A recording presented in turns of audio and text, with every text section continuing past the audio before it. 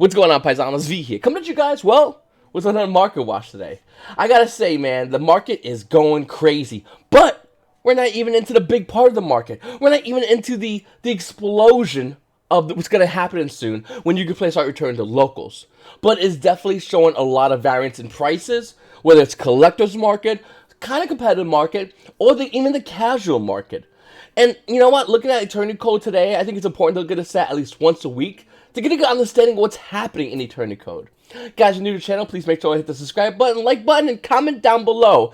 I love reading every single one of you guys' comments. I think it's my favorite. It's my favorite thing to do when I create this content. And I don't put ads on my video. I haven't been doing it for a while, and I would love it if you guys would comment down below in order to support the channel. That's all I asked for. Another thing I want to do is comment question of the day. So, looking at Eternity Code, it has a ton of cards. Which card at the Eternity Code are you interested in? If you could choose one card to grab, what would it be? I'm gonna shoot any card. Now, you might say, well, V, I'll grab Effect Villa Starlight Rare to sell it and get the rest of the cards. 5-head. I gotcha. But if you could only choose one card, what would it be? Personally speaking, out of all these cards, I'm going to go with Link Cross. I think that's probably one of the best cards. I really wish Konami made that a Prismatic Rare or Starlight Rare. That would be a more smarter move. Looking over at the set, I'm not really excited about Eternity Code. I don't think it's as good as the previous other core sets. I think the Prismatic in this set is trash, all of them. Ghost Moaner and Moonlit Chill, I've been told, is another Starlight Rare. But once again, it's not good. Like, the most diverse Starlight Rare we have in this set is Effect Veiler, but it doesn't even see much meta play. I'm not really excited about it. Looking at Gears to the Orcus Mech Knight, I think Orcus aren't as good now with the current meta we're in right now. That could all change in 3 weeks when we do get a balance, but as it stands right now, I'm not excited about Gears 2. And to be honest with you, the market isn't either. I mean, with a $94 market price, the current value of Gears 2 is roughly $87.50. Like, it's just stabilizing at a low value. And it's going to continue to drop as the time goes on. This is pre-sale prices, but still, it's still dropping. We also have other cards like Access Kotorka, which is roughly around $60. The Animadorn Archosaur, which I love this card. It's $60 right now. Do not buy this card. Please do not buy this card. With the coming balance, I think that dinosaurs are going to be getting hit in the balance. And if that does happen, this is more than likely going to be hit. Well, not this card specifically, but Power Crept down when the rest of the dinosaurs are hitting the balance. If you go ahead and buy a place of this, cool, you'll have the deck. Cool, you'll have the cards. But for how long? How long the balance comes, and how long the balance is effective. And it all kind of factors into whether or not this card is going to be used a lot or a little bit. Hopefully a lot. I mean, I love this card. I think this card's amazing. I'm all about flexing, and this card is the ultimate flex. But once again, why go ahead and grab that $60 a pop, almost $200 for a place of the card, when you can just wait, see the balance, and see if dinosaurs get murked or not. That's the main thing to note. You also have Chamber Dragon Maid. Of course, a Dragon Maid card. Ooh, alright. That's going to be value. Of course, a Secret Rare Dragon Maid card. That's going to be value because the waifu tax. Though I will say, the current $40 market price is not stabilized, and the card's actually roughly around $38. There's Ghost Mourner and Moonlit Chill. Everyone wants this card, but not to play, more or less for the collection. I'm included in that. And I think this card's a great card to grab in a while. Don't grab it yet. Wait, because the value of this card is obviously going to tank. Once again, I think Link Cross is one of the best cards in this set. I think it's highly, even though it's $35, it's still a lot of people talking about a lot of other cards, and I think this is like the best card in the entire set. Here's some other cards like Great Digger Trap Hole, which is not bad, but still overpriced.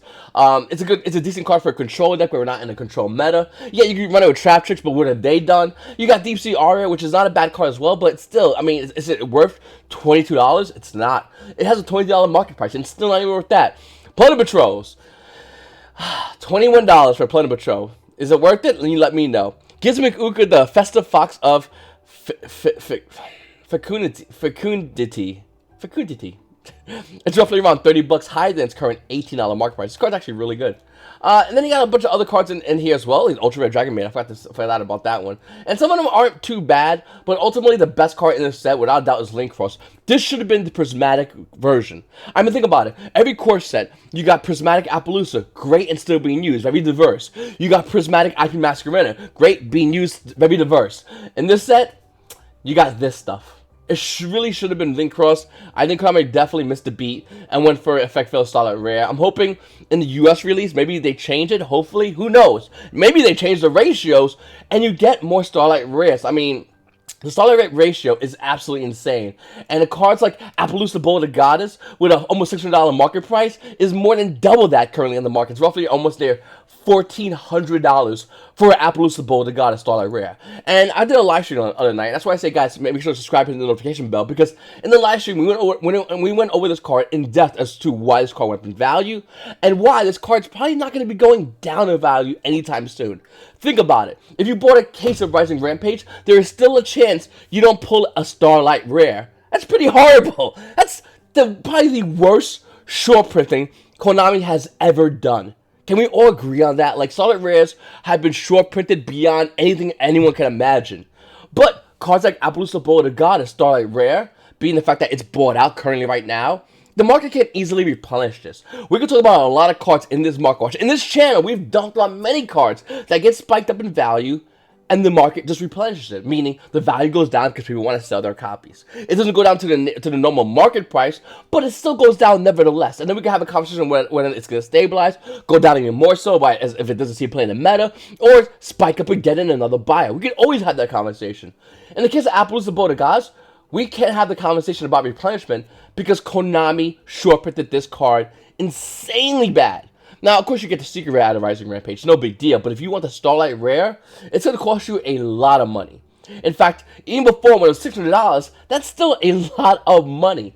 And once again, those who did own the Starlight Rare, Appaloosa Bowl of the Gods, aren't going to be selling. I'll tell you right now, I don't care if it's $1,400 or $14,000.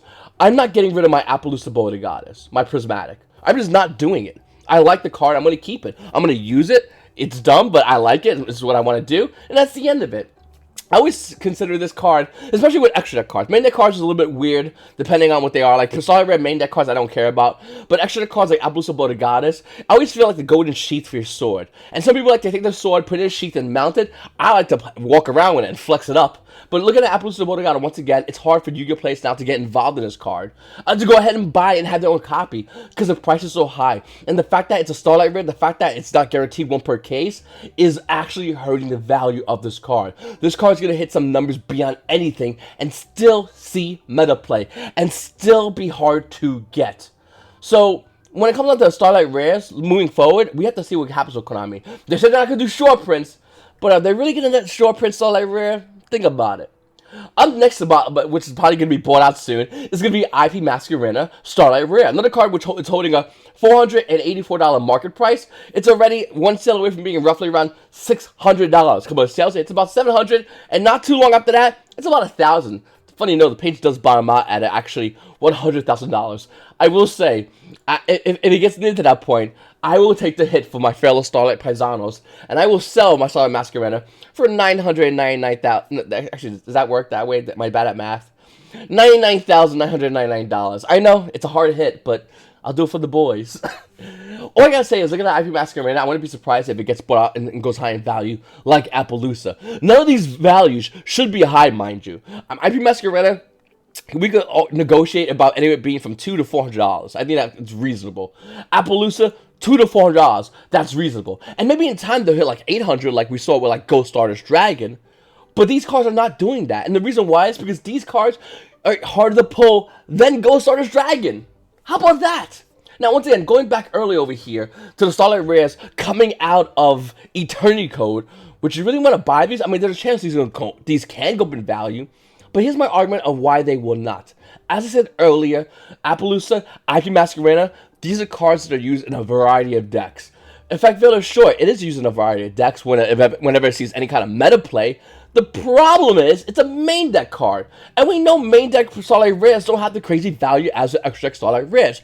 You would think Konami got this through their head, and they're like, wait a minute, extra deck Starlight Rares, value, main deck Starlight Rares, stabilization at best? But no, they're not. They made Effect Veil Starlight Rare. Wrong, Konami. You messed up. It should have been Link Cross because it's diverse, and this card then would be in the category of ridiculously high Starlight Rares that you heavily short print as you tell us you're not short printing sets and taking rare outs. Simple, Konami. So simple. Short print some more and see what happens to the crazy values of the cards. And then see what happens when players turn around to you and go, seriously, can you just chill with the Starlight Rares one per forever? It's just you gotta stop it.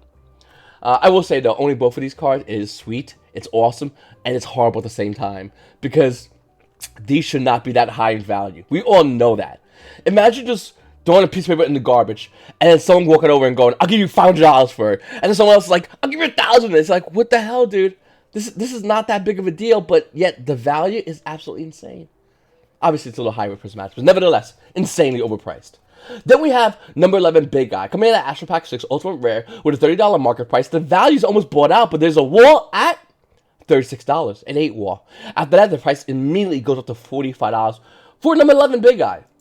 We also have Mermaid Shark out of Primal Origins. This is a pretty good card. I was mentioning in the Market Watch live streams. That's why I always say subscribe, so you get involved in the live streams. You guys come at me with a bunch of cards, and we talk about cards that we're talking about on the Market Watch Facebook page, and then we just look around cards and find cards like Mermaid Shark. This is brought to me by one of the guys in the live stream. And he says, when this card says, when this card is almost summoned, you can add one of 3, 4, or 5 fish-type monsters from your deck to your hands. It's a pretty good card. It's a level 1 fish monster, water, rare, only coming from Primal Origins. It's a really good card.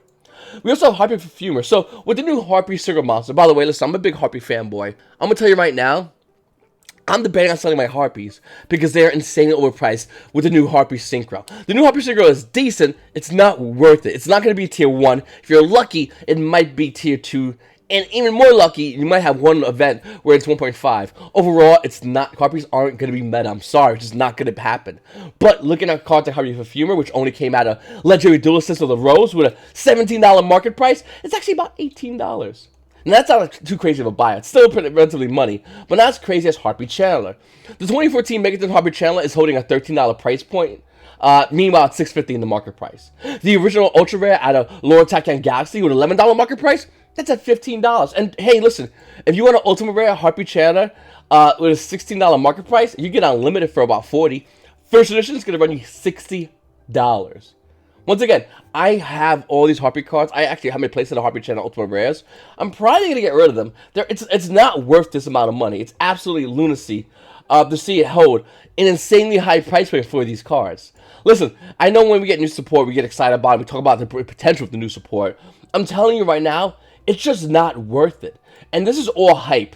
And like I always say, constantly, you sell into the hype. When hype dies down, it always does, by the way. It always does. You go ahead and buy these cards back again. But do not buy it right now. You sell right now when it comes to the Harpies. Something kind of like what's going on with Toy Guy from the Underworld. Ultimate Rare out of Astro Pack 6, $128 market price, which is like pretty crazy. But you know what else is pretty crazy? The fact that this card has one listing for $120, and after that, the listing of this card goes up to $190 for Ultimate Rare Toy Guy out of the Underworld. Listen, this is a great card, and it's fun to play in Burning Abyss. And Dark World runs this. It's, hey, fun times. But that's really it. This card should not be this high in value. This card should be going down in value. The reason it's not because Yu-Gi-Oh! Players holding this card or just not selling it. And rightfully so. But once again, I think once this card hits 190, you got to ask yourself a real serious question. Why? Why are you holding this card? Is it really because you want to hold your deck? I respect it. But value is kind of crazy. And it's kind of in your face right there. But once again, even 120 is a relatively high price point for Ultimate Rare Torgal Underworld. So people are talking about S0 Utopic Zexal. And I love the conversations going on. I read once again, guys, if you're on the Mark Watch Facebook page, if you're actually in the chat, if you're in the Discord, no matter where you are, if you talk about S0 Utopic Zexal, I'm gonna read it and laugh. Because it's laughable for Yu-Gi-Oh! Players to think that this card is going to see meta play. It blows my mind. It's like you apply for a bank account, you apply to work at the bank, and on the application you wrote, yeah, I'm planning on stealing all the money in the bank, but like I can't obviously go in and just do it because the shit I'll get shot. So I'm going to work here for like 2 or 3 days. And then on the 4th day when you think I'm going to come in, I'm going to come with my boys and just rob the bank. Sign broken Yu-Gi-Oh card. That's Utopia Zexal. That's exactly what this card says. There's so many broken decks, so many broken combos. And you can play just sitting there just openly going, broken combos. And Konami's going, where? That one? Okay, just grab that, throw it down the ban list. All right. What else we got? Like, if you want a broken combo to survive throughout the ban list, the best way to do it is to don't talk about it. Because everyone's known about Utopia X. So, I mean, you got the Super Rare coming out of Maximum Crisis with the special edition, a limited edition. That card's roughly around $3. Okay, not big deal. You also have the original print Ultra Rare, which came out of the Shonen Jump magazine promos, holding a $60 market price. That bad boy's almost near $19. Do you sell it? Probably. because this card's probably not going to see any play. It'd be great if it does, but probably not going to. MST is one of my favorite cards, max rarity, because it just looks very clean, and the artwork on the card looks way better than some of the Ultimate Rares we have now. Regeki, I'm looking at you. Hey, Terraforming, take notes. Look at Ultimate Rare MST at Asher Pack 8 with a $58 market price. The value is actually insanely high. I mean, this is a newly launched seller, so I would definitely say be careful. But the value is about $93. That's for a playset. After that one's gone, the value of Ultimate Rare MST, each one, is $100. I don't think I agree with this price point. I think this card was bought out. But also what I think is going to happen is, once again, going back into it, let's analyze. Market price of the card is $58. It's never going to go back down to $58. That time has came and went. I think what's going to happen with MST, it'll hit a price point, let's say, argument's sake, $80. Okay? That's going to be a new settle price. And people are going to be okay with that. And then what's going to happen is, someone's going to buy, it's going to go crazy high in value, people are going to lose their mind, and they'll sell at $100. And everyone's going to go, whew, oh, that was close. I thought it was going to stay at $2,000 forever. It's this, it's this thing that, one of my favorite comedians is a guy named Patricio Neal. And he talks about this in a great example with shoes. Whenever a shoe company wants to raise the price of shoes, this is how they do it. You get a $40 pair of shoes, and the shoe company makes it to $80. And everyone's like, oh my God, what the hell? And the shoe company goes, all right, but since we like you, we'll make it to $60. And everyone's like, oh, thank you. See, guys, they're not so bad as a good shoe company. Meanwhile, they just got you for $20 for the rest of that shoe's line. But you think that you saved money because you sold from 80 to 20, so it's 60. And that's kind of what we're seeing here with these kind of prices when it comes down to Ultimate Rares like MST. It goes up high in value, $92, which we can all agree is pretty high. Everyone's going to freak out, scream, yell. Go players are going to pull their hair out. You players that said they were just about to buy this, but magically it got bought out now. Can you believe that? And what's going to happen is everyone's going to freak out. The market's going to start at 80, and it's going to go, oh, that's not bad. And then it takes a couple of guys to go, yeah, it's going to get bad. Boom, back up to 120, and it's going to sell like around 100. That's what's going to happen to this card price. And as we get away from Asher Pack 8, the chances of the card selling back down to a low price point are going to be almost non-existent. We also have Time Wizard. So this game news Time Wizard support, and look at what we got here. Speed Duel Tournament Pack 1 Time Wizard is super rare. Super rare. By the way, Speedo packs, OTS, Speedo Tournament packs were all super rares, and then a couple of ultra rares. That was like the ultimate rares. So these are relatively easy to get. Speed Duel Time Wizards at a Tournament Pack 1 with $1.41 market price. Sold out. All gone. Now, obviously, there's other versions of Time Wizard. I mean, hey, you can get an original print, metal rated Time Wizard for the low price, for unlimited, with a $50 market price, of about $64. Hey, you want a first edition? No big deal. $105 first edition Time Wizard. That's the original print. Now, you can also go ahead and grab the Retro Pack 1 Time Wizards with a $40 market price. Hey, there's one of you about $50. And then 62, and then don't worry about the rest because there are none. So you got those options. Or hey, listen, if you want Time Wizard, I got your back. All over the place, Time Wizard. It's relatively easy to get, and yeah, just don't think about the higher rarities because you can't get them without paying like arm and a leg. One thing I'm really confused about is Pot of Greed. Are Go players trying to like come back and like buy into the market? I felt like Go players, the minute they got banged on a couple of reprints, or the minute they got upgraded in rarity with something like an Ultimate Rare Scapegoat, which I'm shocked is still $40. We'll look at this card in a second, but that card should not be $40.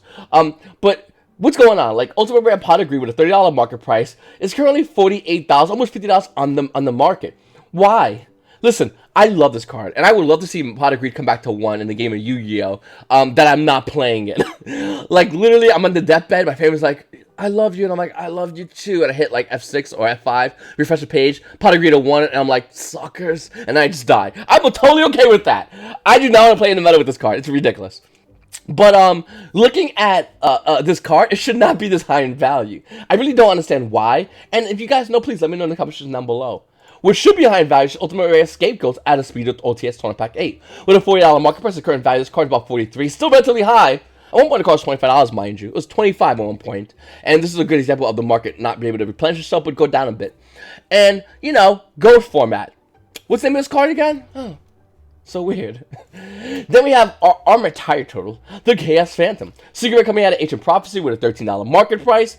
No. If you want a first edition, you're looking to pay $200. Hey, if that one's gone, no big deal. You get $100. Give me 3, and you get the same card. They're mint. But if you want an unlimited copy, they're about $14. They soon, though, you get a near mint unlimited, $150. So this card spikes up in value. Why? collector's cards. I mean, you can get other versions of the card as well. You get the Dual Saga Ultra Rare. You can get the Legendary 2 version. But do you want the original print first edition? That's going to run you a lot. We also have Mecha Phantom Beast Blue Impala. A card coming in at Judgment of the Light with an 8-cent market price.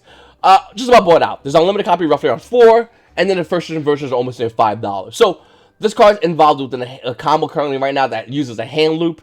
It's not fully out at the moment, I don't believe. And that's why this card's going up in value. Hype, basically. We also have Dandelion at a Shoujo magazine, the ultra rare version with a $5 market price. Nope, it's $18 to $22 for Dandelion. In fact, after those two are gone, that bad boy hits about $30 for an ultra rare Dandelion, a banned card.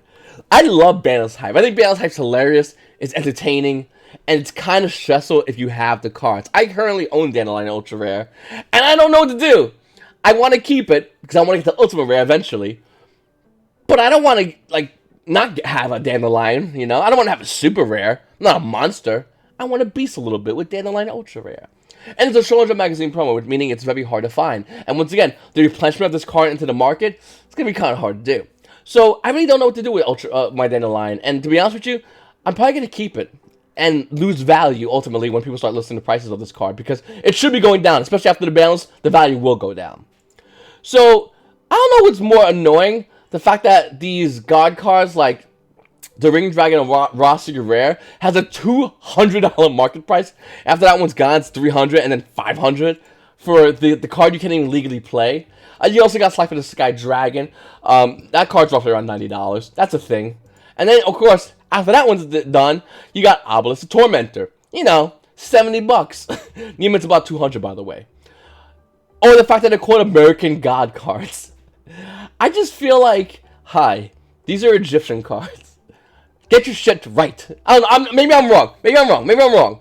I just don't understand why they're called American. I understand it was from the American Game Boy promo. I get that. I'm involved in my mentality is this distributed to the Yu-Gi-Oh! So it should be like you should be like God cards. But they're just like, yeah, American God cards. You know, the thing we sold those suckers in the Game Boy promo that they loved, bought, went crazy for, couldn't even legally play. Americans. It's like, calm down, dude. By the way, I own these because I, too, bought the Japanese game in the excitement of playing those cards that I couldn't legally play. But you damn right, I still put them on my deck because I was a scrub. Okay, Appointed the Red Lotus with a $13 market price is not $13. It's actually $15 with shipping. In fact, if you want a precision version, you're going to pay about $16. This card is decent, but it's starting to slowly fall out of play. And I feel like a lot of Yu-Gi-Oh! Players are slowly putting in like Solemn Judgment or other cards to deal with it. It's still a good card. I still own a playset. I really do like this card. But I think, once again, with a good reprint, hopefully in an OTS pack reprint, we will see this card lose its value. It should not be this high whatsoever. But the fact that it's a solo print at Solar Overdrive, that's why it's relatively high in the value in the market. Then we have Anniversary Pack. I love this pack. I cracked a ton of Anniversary Packs. They're super fun back in the day. And I have some of them, I think I have some of them in my bulk, some of them just lying around. They're all over the place. That's the problem with like cards. You just go, oh, this is great. Throw in a box, slap it in, and you're like, nah, I've forgotten about it. But looking at Red Ice Black Dragon, the Anniversary version, the current market price is roughly around $54. Lady Played version actually is around $50. But it's deceptive because if you want one that's near mint, you're looking to pay $70. Not that you really want a near mint one, but you never know. There's other great cards in here. I mean, you got Blue Eyes White Dragon, which is $43. And yeah, it's around that price point, roughly around $43. Quick goes with the $50, by the way, for the Blue Eyes White Dragon version. You got Jinzo, which, you know, $13 market price. It's not. It's about $17, you know. And then you got this card, which is really sad face. Shiba Warrior Taro is actually Kazuki Takahashi's, who created this game's dog. Well, it was his dog. The dog unfortunately died. But it's a little Shiba Inu. And it's a little bone. And I like Shiba Inus. You know what? If you don't thumbs up this video for anything else, can you at least thumbs up this video in love of Shiba Inus? They're great dogs. I mean, they're like my fourth favorite, you know. Wolf Mix, my dog, is infinitely better. But hey, they're good dogs. They're little fox dogs. Overall, though, I really do think that this is a great pack in general. If you can grab any of these cards, maybe not Gayuki Mega Mami, but even like Alternate Celtic Guardian, all these cards, these are great for collectors. And one thing about collectors is, if it's hard and expensive, they want it. They want it badly, and they'll pay whatever it is. And something like an Alternate Art Yu-Gi-Oh cards, which used to be really hard to find, now Konami's slowly starting to bring them out. But it's really cool to see that we're seeing cards like alternate art Jinzo, which is the Japanese version of Jinzo, whose name is so bad, it's called Android Psycho Shocker. This is a cool name for Jinzo. We're seeing other cards like Bustle Blader with alternate art, Summon Skull, which is holding a skull staff, which is, or it was a skull staff or a skull scythe. Either way, cool looking artwork. And, you know, some of these cards are actually good to see play. Like, we know Redden's Black Dragon is definitely going to see play. We know Jinzo has a potential to see play, and if you play Goats, it's a great card to be used in Goats. Blue Jay Dragon is good for the Blues fanboys, and Buster Blade, Summon Skull, and the Guardian are cards that collectors want. I think Shibi Warrior Taro might be a card in the future that collectors might want as well. Yes, it has all different printings of the card. I believe it came out common as well, if I'm not mistaken. Am I wrong? Let me see. Am I wrong? I thought it came out common as well. No? Okay, hold on a second. Let me see something else. Let's see. Type in Taro. I think that's what it is. Yeah, I didn't prepare for this whatsoever. It's not showing it. Okay, never mind. Anyway, there's a version of the Dog and Bones. It's like super sad face. But, you know what? We have Shiba Warrior Taro. Just ignore the other card. Anyway, Paisanos, this is my Market Watch. Guys, I really appreciate you guys watching my videos. Guys, your comments have been insane. I love it for you guys to comment more. That really drives me to create more content, to create videos, to do the live streams, to work on making a better Market Watches, and to grow the community that is already currently growing at an exponential rate. The only thing I would love for you guys is to hit the like button, subscribe, and seriously comment down below. It makes me really happy. It's the most thing I want from my YouTube channel from you guys. I mean, yeah, we'll have a zillion subscribers, sure. But I just want the communication. I want the conversation between me and you guys about the game. So once again, like I said, please comment down below. It's your boy V, and you Paisanos, well, you Paisanos have a great day.